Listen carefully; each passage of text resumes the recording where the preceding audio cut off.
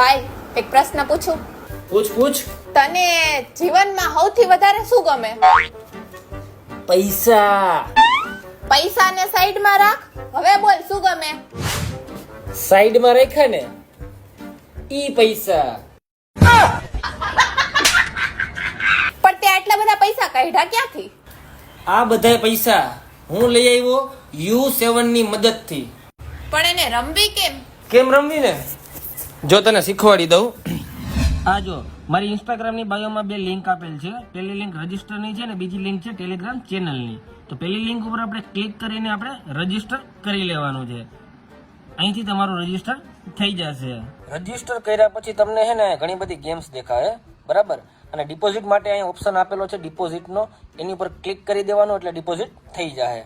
તો સૌથી પહેલા આપણે રમશું માઇન્સ ગેમ.